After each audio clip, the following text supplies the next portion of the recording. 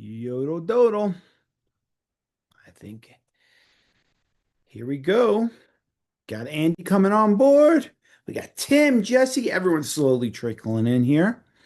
We got T Dale's iPad Pro, killing it. I don't have to commentate every person that comes on because there's going to be like hundreds of thousands of them, which is kind of dope. Yeah, pretty sick. So I'll just sit here until we get some more people. Set up to chat while we're doing that. Perfect. Andy Potts with his glasses walking around in the dark.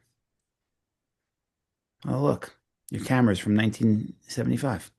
Sick. What up, AP? Hey, hey, You doing, buddy? tried to find my earphones. I can't find. Can Oh, you hear me man. okay? I can hear you. Your earphones or your hearing aids? Which one?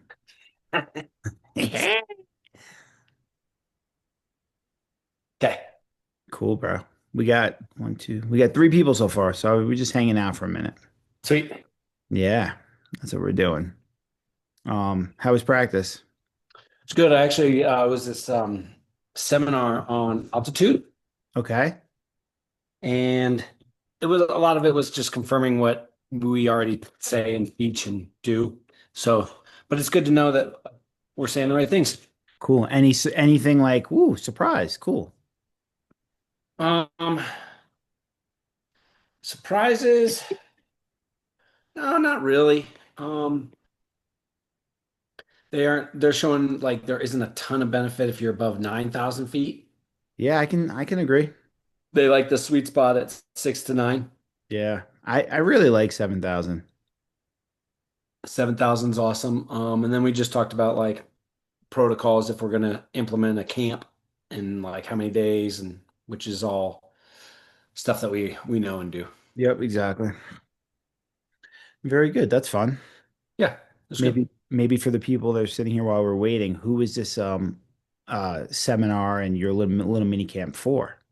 Yeah, so I would right now we're hosting the para-national triathlon team in Colorado Springs, and we have uh, I'm running the swim sessions. We did an altitude seminar with our uh, team physiologist. His name is Jeff Burns. So he ran that. And then we have like a nutrition seminar by Sally Bauman. And then we just kind of go over like the hierarchy of the team. Just kind of doing a bunch of national team stuff so they can get some diagnostics and prepare for the year. What they have to do on the national team side is they have to get like an EKG, concussion tests, some range of motions things, some power profiles, blood work. Um, yeah, just kind of like a whole workup and panel that establishes baselines. So, you know, kind of we have more information and then once we know better, we can do better. Yeah. So, I mean, they do yeah, that like we've talked about. They do this across all the Olympic sports pretty much, and yep, they have different testing. Like for my daughters, they do like G-force testing too. Like how many G's can your legs handle? Because you're like, cool. yeah, and stuff like that. But what I think what's really cool about this is like people don't realize that you've been part of this your whole career, and now on the coach's side too. And it's stuff that we bring to all these guys that we can either talk about or we use for our coaching or otherwise. And I think that's pretty neat because otherwise people wouldn't have access to things like this. Yeah, 100%. It's part of what are we seeing on the elite or world class side of things that we can learn from and apply to uh, like kind of lower the barrier, not just lower the barrier, but like offer the right information and provide the nuance that isn't necessarily available when you use AI. Yep. The It's true, right? Yes. Like the nuance and the way you ask. So, like, I talk about this to a lot of my athletes is like not only like the question, what question are you asking, but how are you asking it and who are you asking it to? And more often than not, like people lean into what they know and what they do. And so like if you ask it's like what is it? Like if you ask a carpenter to a carpenter everything's a nail, right? So you got to kind of To consider a the plumber, audience. everything's a plunger, right? There Like, you go. yeah, There you yeah. go. But consider the audience and then are we asking the right questions? I think right now, like we're able to get to the right answers, but are we asking the right questions at the right time for the right people, taking in all of the different maybes that it may be applicable to? Yep, So I think it's very maybe oriented, and I'm I'm very much not I'm not a one way or another. Like I'm not all in on something and all out on other things. Um, it's all nuance. Yep. yep. Oh, look at the bucket. Go Hey, how's it buckets. going? Let's go. Yeah. Yeah. All right, we got a few more people. Awesome. I think we can dive in a little bit here. What do you think? Yep. All Love right. it. So I'm going to start us off a little bit, and then we'll go from there. Um, I'll start with the comments. Dale, thank you very much. You like my hat? Um, all the Boco hats or Boca hats, I don't even know, came in, so they'll be going out shortly. I actually think we're probably going to ship most of them next week or so. And but if you're coming to Chula camp, you will get your hat in Chula because that's just easier. So you don't have to bring it yourself. And I'll send an email about this too. But they all came in. They're pretty nice. Um, we'll also, if we after we take our inventory, if we have any left over, we'll put them up on our team page, so that you can check them out. Um, Another quick logistic thing, we will actually I'll send out the updated team page password. It's right in our the link to the team page is right in our homepage at the top in the menu bar, and the password is get some 23 with a capital G, but I will send that out too. That has updated information on partners. We're still updating that too, but that has updated information on partners, sponsor discounts, information you need to know. Sound good? Yes. I think it's pretty nice. This is comfortable. I wore this yesterday skinning. It Does that breathes. one have no button on the top? No button. Button. Button. Yes, no button on the top. Okay. So, yeah, that's the hat deal for anyone who needs to know. And I don't know if anyone's gotten shipping information yet, but Sparrow started sending out all of our team order too. At least that's what they told me the other day. Um, it was delayed about a week, but I think this is still pretty far ahead of schedule. So you should be getting those coming up pretty soon too. Boom. All right. Sweet. So, down to business. As you guys know, on probably the right-hand side for all of you, there is a chat. If you have questions, you can just say them, unmute yourself, and then remute yourself, or put them in the chat. Or you can text me privately if you're uncomfortable in a group setting. Cool. Um, Today, what I'd really like to talk about, Potts, because we just came off of a 6 women ski camp. I like to talk about kind of our philosophy in AP racing and swimming in general to help people guide them on their path for their framework. And we can talk a little bit about training philosophy. I'm talking more about stroke technique, stroke mechanics. Yep. Yep. So, Maybe we start with like how to build your swim stroke. yeah, that sounds wonderful. So, why don't we give people the overview, how to build Yep. your swim stroke?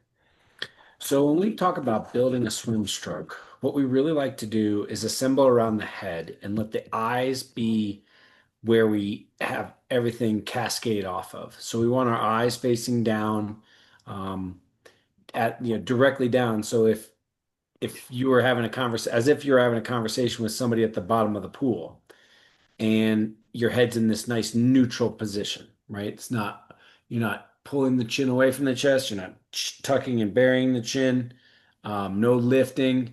You're just nice and neutral. And you kind of want to organize around the eyes and have that body rotate off of the eyes and the head. After that, we go into our two B's, and our two B's are balance and breathing. Everything starts from the inside out when we talk about balance, right? And so that stems from like We've got your sternum, your clavicle, your belly button, and we want to have tight control. So when we drive down on one side, it's, the right hip, the right hand, the right shoulder, all driving downwards into your stroke as you rotate through it. And then you rotate backwards, or sorry, you rotate to the other side when your left hand, left foot, or sorry, left hand, left shoulder, left hip are also driving downwards. But all this starts from the middle, and that's with really good balance. One of the big benefits that we have, despite not being aquatic creatures, it is two big lungs that will can elevate you in the water, and when they're full, you can you can sit better in the water, so you don't have to use energy to stay afloat. So It's probably go ahead. because you have those two big lungs, where should you be putting pressure to have optimal balance? Yeah, so we want to put pressure through the T. That's your clavicle and your sternum. You want to press downward as much as possible. When you press down, you will, instead of kind of drag your feet along, you kind of press down through the T and it keeps you horizontal, right? If you can swim downhill, that's awesome. It's pretty hard to do. So we just want to get you to swimming as flat as possible, right? Um, with with that comes the timing of the breath, right? So we talk the first, if the first B is balance, the second B is your breath. And your breath has a tendency to mess everything up that you're trying to work around, right? Assembling around the head, eyes down, good core tension in your body. So you've got good balance. Then we throw in the breath, and that when you rotate with the arm to breathe, it just takes you that much out of alignment. And if you got the timing wrong and the rhythm wrong on the breath timing, that can be a cascading problem that will just like kind of detonate the whole swim stroke. So that's why we want that head really much in a line. And then with the breath, we either want to be breathing out or in. There's not a lot of time where we're doing this like breath hold unless you swim the 50, you are finishing a race in a pool and you want to kind of put the head down at the flags. Um, you can mess around with some breath timing in the 100 if you're fast enough, but we do need breath specifically for triathletes. Like, even if we aren't necessarily swimming faster, we are either swimming more efficiently or energetically, we are conserving for the bike and the run when we get the breath timing and rhythm correct. So we want to either be breathing out when your face is in and when your face is out. And it's that exchange, that gas exchange with the rhythm that is difficult to find the timing. But when you get it right, it really helps you with all the other pieces of the swim stroke. All right, so a couple follow-ups there because that was a lot of information. How can you check your balance yourself if you're just trying to figure it out and you don't have a coach on deck or you're not with us, you're not sending us a video, which you could do because we offer that. Pretty sick. Okay, so this one is takes eye discipline. Okay, Never heard but of more than that is when what we can do is we can do some drills that can really help you with the breath timing, right? And that's like we can do it with single arm drill, we can do it with 11 o'clock drill. You can even do it with catch up. And 11 o'clock is when your arms are right out in front of your hands are right out in front of your shoulders. You're, you're kicking and there's constant propulsion. And then when you need to initiate the breath, you pull down, you rotate to breathe, and then, but the whole time you're exhaling, exhaling, exhaling. As soon as you run out of the exhale, big inhale, that's when you rotate to breathe. And that can help you with the timing because if you are, uh, as you initiate the stroke, if you start searching with the top hand and you search out and you start to like down, whatever that action may be, if you keep your eyes on it and then just make sure it's nice and stable, it can help you with the timing of the breath and the whole balance piece of swimming. All right, so I'm gonna go back to balance for in 1 second. But for breath, is there a cue like with where my eyes are or where my mouth is that people can use when they're swimming by themselves to know if they're doing right or not? Yeah, so I'm gonna actually steal something from Bob Bowman, who Very is good, a coach. great coach. If you guys don't know him, he coaches the best male and female swimmer in the world right now, all around swimmers, and he coached Michael Phelps as well. And so Bob says, hey, don't go around checking the weather, right? And so what's he mean by that? He means when people rotate so much outside of, you know, trusting that there's going to be a pocket right here because your head creates a bow wake. When you rotate too far and you pull both goggles out of the water, Bob calls that checking the weather, right? And we want to make sure it's kind of one goggle in, one goggle out. As you rotate to breathe, consider the bow wake off of your head and that there is a pocket. Now, the faster you go, the bigger, deeper the pocket. When the slower you go, sometimes you can get reachy with that breath. What we really don't want to do when we reach with that breath is extend the chin outwards and get real reachy and grabby with that breath because what that does makes it so like your elbow starts to sink, you start to press down top of the patch, and it drops your hips, all those things. So if you can keep that head aligned with the spine and driving a horizontal downward style of position in the water, trust the bow wake that it's there. How did that go? Show me. Eating grapes, eating grapes. There you All go. There you right. go. So that makes sense. And then for balance, I remember the first day of swim and ski camp, you had everyone push off the wall in a streamline and then Mhm. just float and try and hold their streamline. Why did we do that? And what could people at home do with that as well? Yeah, that drill I actually took from Terry Laughlin, who started Total Immersion, and he did a lot of great things for the swimming world and the triathlon world with adult swimmers and adult onset swimmers. So kudos to Terry. He actually just recently passed away, which is, sad for the swimming community. But what Terry was really a big proponent of is pressing with the T, which is your clavicle through your sternum, to get you to get as horizontal as possible through pressure and connection in your stroke. And when you decelerate, it's easier to get to through with inertia, and it's harder to get to with no inertia. And what we're really looking for there is like, is your bum at the surface of the water? Are your heels at the surface of the water? And can you hold alignment without any inertia? Um, and so once there you can add that element with that drill, the knowledge piece of like where to find it, you just need iterations and reps on it, and then you can start to find it yourself Exactly. and exercise with a few tips. Yep. And so like if people push off and they're leaning a little this way or that way, or they feel their feet drag, they know they need to either push more here or center or hold a better streamline. Correct. And like one of the like graduate level progressions of that drill is, can you dip your hip and still stay in alignment? And can you come back to neutral?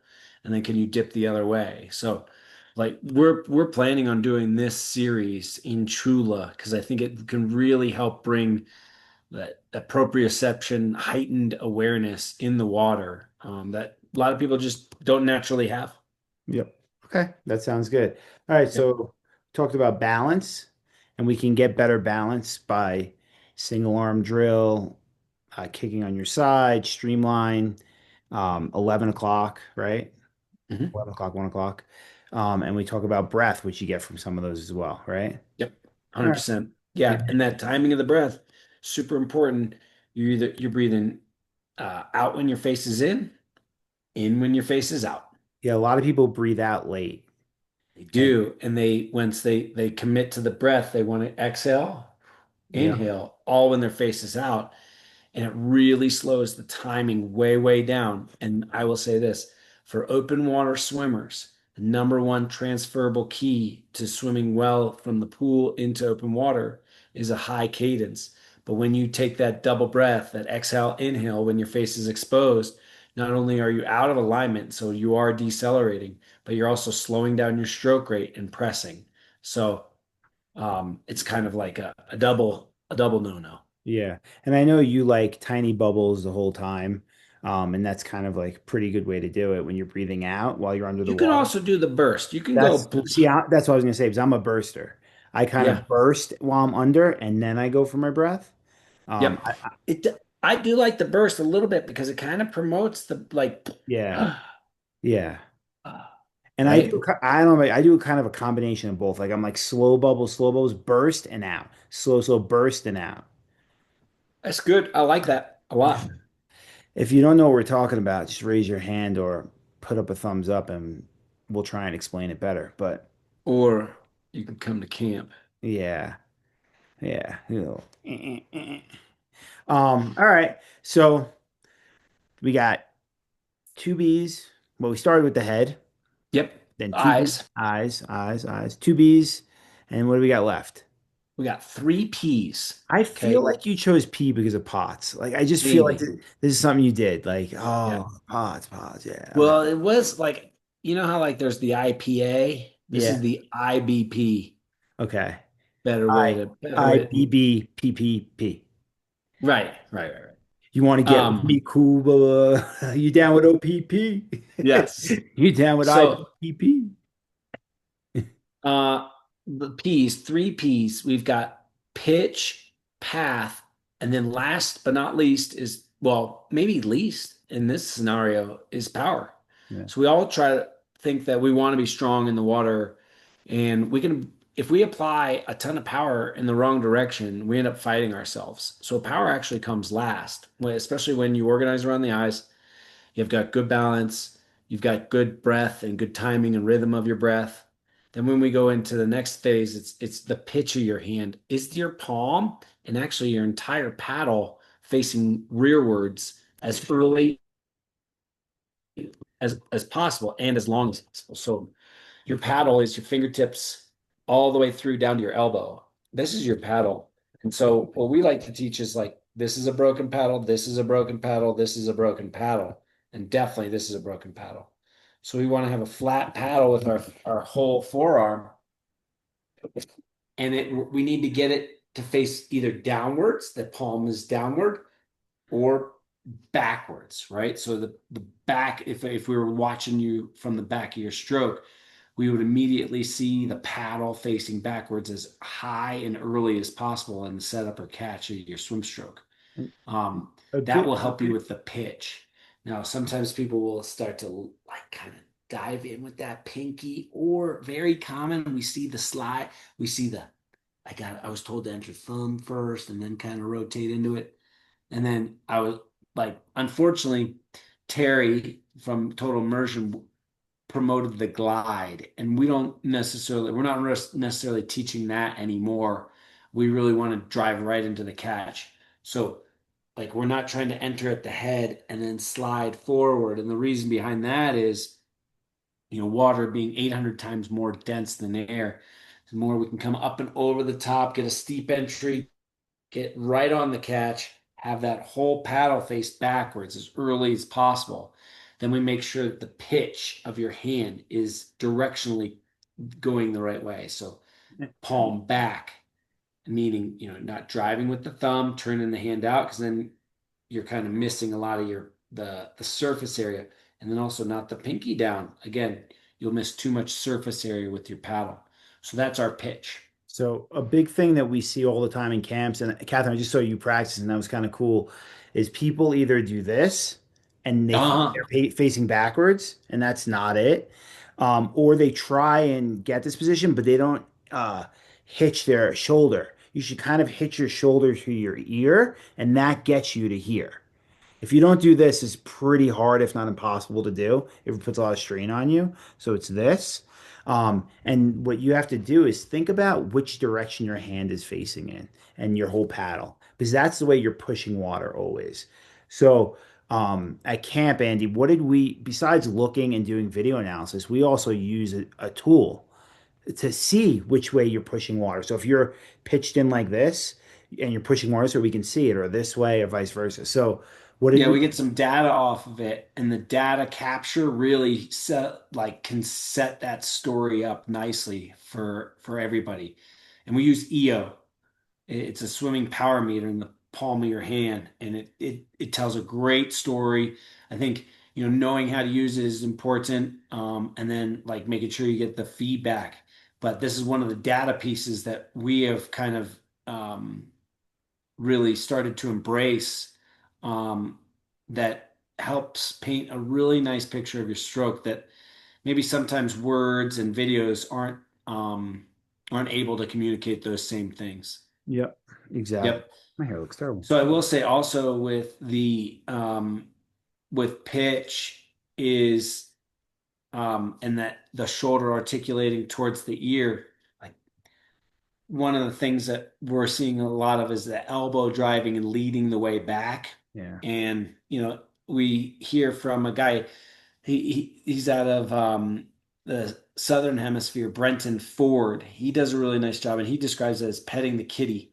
Yeah. And this is or petting the cat. And petting the cat is pretty it's a pretty common term in the swimming space. But Brenton is like, yeah, pet the kitty. So like shout out to Brenton. But what we don't want to do when we look at it from the side is as you come in, I don't know if this is going to come through, but you don't want to just lead back, back, back, back, back, back, back, and end up petting the kitty Yeah. with that elbow. You need to articulate the shoulder towards the earlobe. Boom, get into this power position, get that paddle facing backwards as early as possible. Yeah, because when you're doing this, you're slipping through the water. And what most people conceptually, it's hard to get, is you're not really you're grabbing the water, not to throw it back, but to hold yourself in position and move your hips past your hand. So when you swim, you get here, you grab as much water as you can, you hold it all here with your lats, with your whole body, and then you're moving past it. And so this pulling motion gives you no real estate to hold on to the water. So that's why you got to be here. Yep, you end up slipping versus holding for Yeah, sure. exactly. Yep. And like, yeah, Daniel and I say it all the time, but like, and we know that words matter and how you use them matter. And when you think to yourself and you paint the picture of you move your body past your hand instead of your hand past your body, it starts to paint a better, more clear picture of what's actually happening. Yeah. Yep. All right. So The go ahead. the old analogy is the ladder analogy, right? Whereas like you're Uh-huh. grabbing onto a ladder and you're moving your body past your hand, not your hand past your body. And that's what you're doing the same thing in the water. Yeah. Like it's like you're on it and then boom, move the body past the hand. Yeah. The next P stands for path. Now, some of us, when we grew up, we were taught out sweep, in sweep, and then finish. The problem with this is it first adjusts the pitch of your hand into outwards or inwards, like laterally or medially. And what we really want is that pitch of the hand to stay directly backward. So the path has to match that pitch in terms of a linear, straight backwards pull. Now, every variations, and there's going to be your hands are going to move as you move through the water because the medium is unstable. So once you come and you have that straight path, you're able to get better leverage, and you're able to hold the pitch properly all and with your palm facing backwards the whole way. So path is linear, starts at your shoulder, drives all the way past your hip, does not start at the head, then move out to the shoulder, then the path starts. It starts when your hand enters the water. Okay. Hand enters the water at shoulder width. Boom. The pitch of your hand is backwards as you rotate, and then you get leverage, and the you move your body past your hand in a straight path. Amazing. And then the last piece, power. And Power. your power comes a lot from doing these things right. It's that's a big part of it. Do you want to elaborate a little more? Because people think they got to get so much stronger in the water, and it's not necessarily that. Yeah. I mean, if we can assemble around the ice, we can emphasize balance and prioritize the breath and the timing of the breath. We the directionality of how we're applying power is very important, right? With the right pitch and the right path. Then when it comes to applying power, you you will leap down the lane with so much more efficiency that it will blow your mind. But then you can get stronger, and this is also why you see like the classic Olympic swimmers, they've got a V-shaped back and big, wide shoulders, and they are super tall because they got great levers. They're applying force directionally right first. And then lastly, they are powerful. Yeah. So, but when you look at like lung capacity and body position and timing, like they're doing all these other things first, then they're applying power. And don't get me wrong, they're plenty powerful and Yeah. plenty strong. Um, but power comes last. Yep. All right. So in that, I'll call it kind of segue, we talk about technique work, which is really critical to your swimming and your swim training. But you see a lot of people that just do technique work all day and never get better, and people that just swim a lot and don't get better. What's the balance of the two in your training? If you train with us, we give you balance. We're good at that. Yeah, that Come on. structure. Come on. But if Okay. not, what should people be aiming for? And then like take it a next step once they have pretty good technique. Structure Yeah, or and technique. technique. What's your thought on how people should train in terms of like, I don't know, training structure for to get better? All right. Number one, consistency trumps everything, no matter what you're doing. Yep. Okay. Creating a healthy habit that's repeatable and consistent. That's number one. Number two, doing the right things at the right time, underrated for sure. Knowing what to do, how much of it to do, and then how do you iterate from there. These are some hard-won lessons that took me a really long time to learn, right? Um, so when I like to do drills every day, Yep.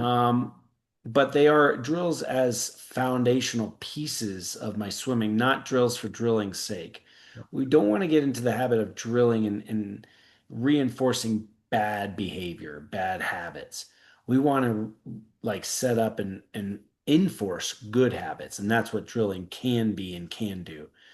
On days when I'm getting after it, I'm doing anywhere between like 100 to 250 of drilling in a practice. On days when it's like kind of trying to keep it cruisy, I'm doing upwards, 500 of drill. So there's definitely a role for drill. Um, Sometimes I put it pre and sometimes I put it post main set. Good things about both. Can you drill efficiently fatigued? You got to be pretty good at drilling. I like most of the time, for more people than not, I like drilling early when you have energy and mental acuity to do it. Yep. So, So, and the structure is super important. yeah, one I actually got in the pool with one of our athletes about a week and a half ago now, and we went through a workout and I explained to him like early in the season your warm up might be like a 300 to 500, your main set's like a 1500 to 2000 and your cool down's like 300, right? And as I was explaining to him as we make our sets a little bit longer, our workouts a little longer. Maybe early on, the main set doesn't grow that much, but the warm up and the cool down grows. So it's like an easy way to get more time, more feel, more yardage. And that's where I like to add drills in. Like Andy, I've been doing the same cool down for 15 years now. And it could go anywhere from a 500 to a 2000. And it's like you start with no gear and you dress up to every piece of gear you have. And it involves kick, single arm drill, kick on side, and perfect stroke. Like that's it, right? And and that's how you can kind of grow one, your swimming base and how much you're doing, but also getting feel for stuff. And then a bunch of Yep. like just sculling in the water at the end too, like last 50 or 25, really good long skull, not like typical swimmer skull, but like high elbow skull stuff where you're feeling this and you're feeling that. Yep. Yep. Um, yeah. And then the next step of that is if we're looking for just time under tension and how much time you need at certain paces and how much can your body handle, that's when we grow the main set. Yes. And Yep. that type of swimming is really just like biking and running in a lot of ways where it's like how much tension can you handle? How can you be dynamic and change? And what are you working on that day? And that's what it comes down to. Yep. Yep. Um, And then we do like to have variety there, right? Like so one of the things that you do a really great job of with the athletes that you coach is like the variety is there so that you're not getting super stale. But at the same time, there's enough uh, repetitiveness to find some familiarity. yeah, So that's how you get fine line. your consistency. And the way you Yep. do that is different efforts, but different work to rest ratios, Yep. different combinations of efforts as you put them together. 100%. Um, All right. So if you guys have questions about that stuff, feel free to ask or throw it in the chat. This was just a little teaser. We do have from a few years ago, we did like a 8-part masterclass, and we have 2 full days, an hour plus each on swimming, where we analyze people's swim strokes and all stuff like that. Um, and so I will send that out in the follow-up email if you guys want to check that out. We can go from there. Dale, great question. Probably not. We'll try and find out. Um, and truth be told, in a camp setting, you're going to get way less out of an open water swim practice, no matter how we do it. We're better off doing open water drills in the pool than going to a big lake and sending you off and trying to do a workout because it's harder for us to keep eyes on everyone. Does that make sense? Although, if we did have access to it, we would Definitely. take advantage for sure. Yes, 100%. They haven't allowed swimmers in that lake, but they allow boats. I don't understand, but what do Yeah, I that's know? been going on for a long time. Yeah. Yeah. Is that an actual reservoir, like where they get water? Otay Lakes? I Yeah. think it might be. Yeah. I don't Maybe. know. Maybe. Um, all right.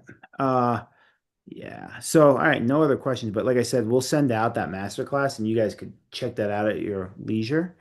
Or you can like Dale, you'll be at camp in a couple weeks and we'll get rolling with that stuff.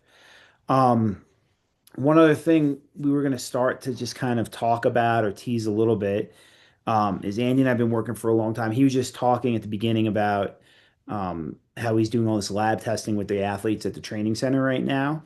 And so we're trying to bring that stuff more to you guys. And so we're putting together a collection of things that might make sense. Like in the past, we had blood testing with Inside Tracker, but we're trying to bring more of this to you guys when we see you too. So we'll anyone that's coming to Chula Camp, anyone in general, we're gonna be launching kind of AP Racing the lab in the next couple weeks, where we'll be doing lactate testing. We might do VO2 testing. We'll do run video analysis, maybe bike video analysis too, all and fitting and all things like that. Oh, and swim power meter analysis as well in the water, as well as video analysis. So there'll be options for people to get that done in person in our lab.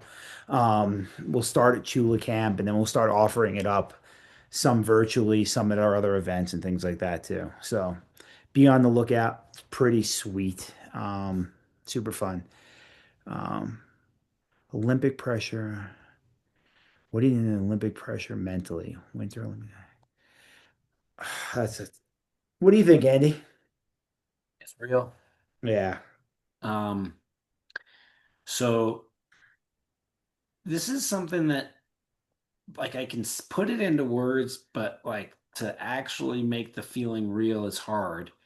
So when you think about the emotional piece of the games, it's crazy emotional. That's probably the biggest differentiator between that and any other race. It does boil down to it, like uh, it doesn't matter what the performance is, whether this is like a speed skating, triathlon, swimming, track and field. We all know the distances and we all know that the preparation to be excellent. There are added eyeball pressures, added like family and friends pressure, um, Media, media. much more. It's Okay. basically like it's the same dance. You got to perform the same dance, but it's all dressed up, and it looks, smells, and feels a little different. And if you can put all those things away and just kind of go out and perform and treat it like in any other race, like those are when you don't get caught up in the hoopla and you it's hard to do for sure. I remember tears, like I cried before, like just kind of happy, like I saw my wife before the start of the race. It was crazy. Like you're really emotional. Once the gun went off, I was fine. I didn't think twice about it. But um, you you want to make sure that like if any friends or family come that they're okay.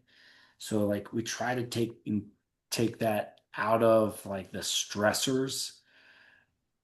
Um, I'd say the main thing is you build this thing up in your head and you want it to be a certain something and you build it up and you build it up and you eat, sleep, breathe it for thousands of days.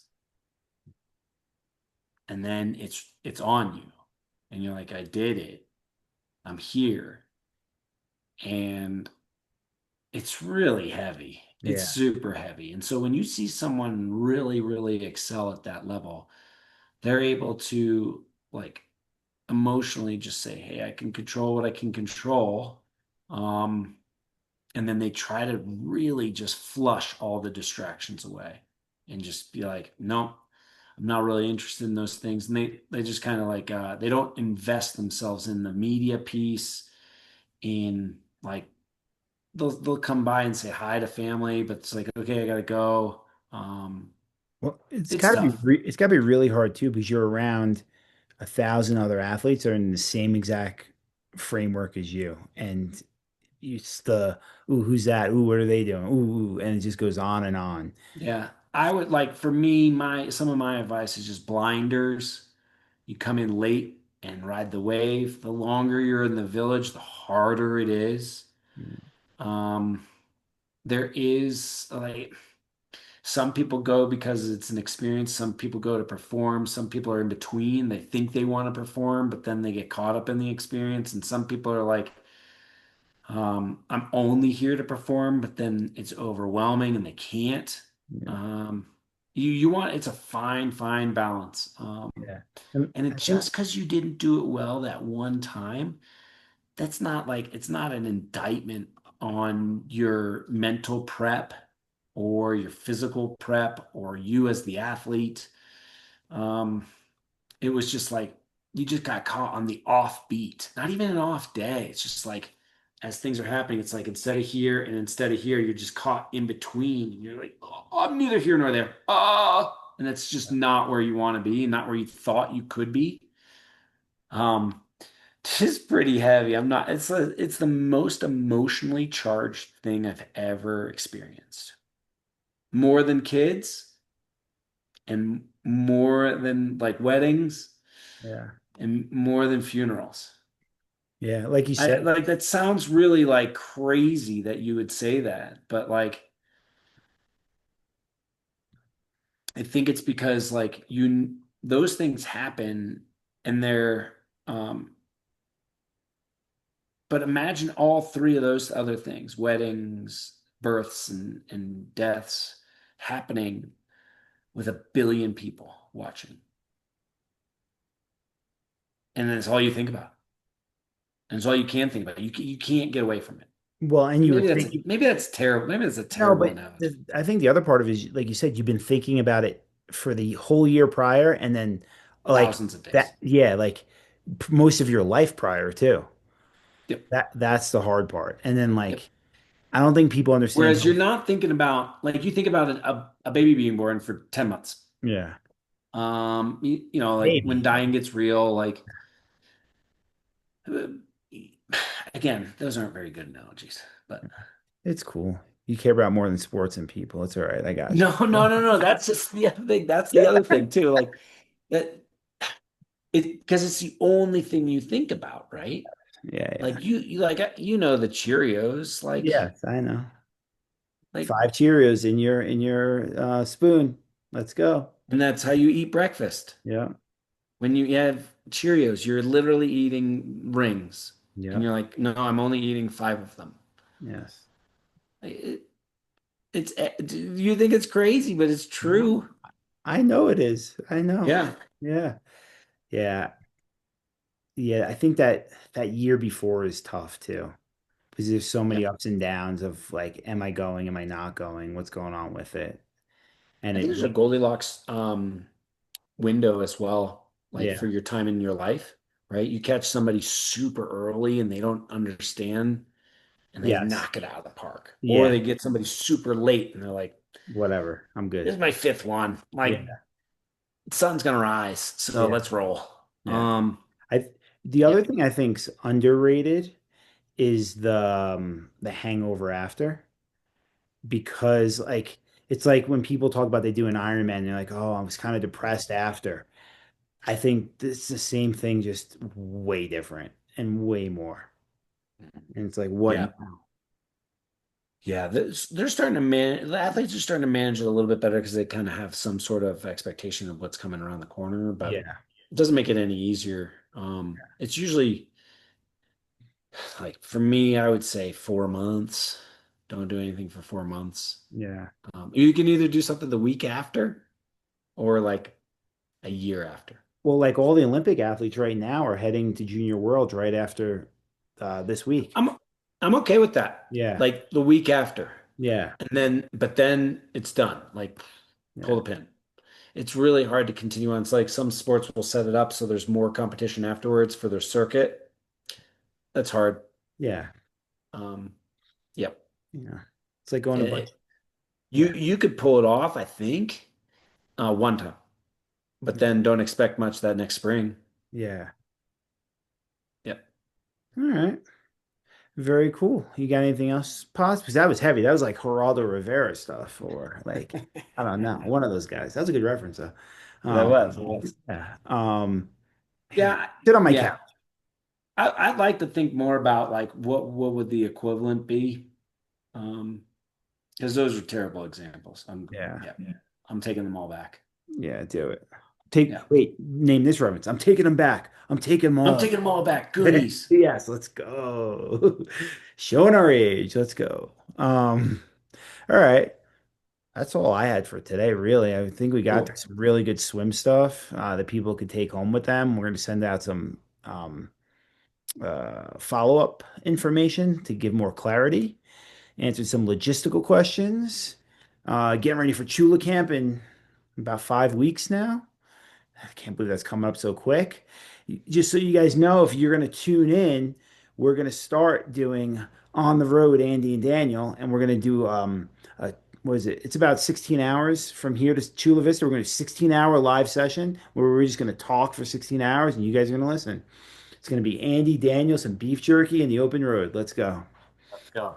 Not beef jerky. I don't like beef jerky. I think beef though. Yeah. So that's it. Cool. All right. Well, thank you everyone for joining. If you got questions, please send them our way and we will get them to you. If you need anything, let us know. Any crew athletes, be on the lookout for a special email. We haven't done much of anything just yet, but it's all about to come.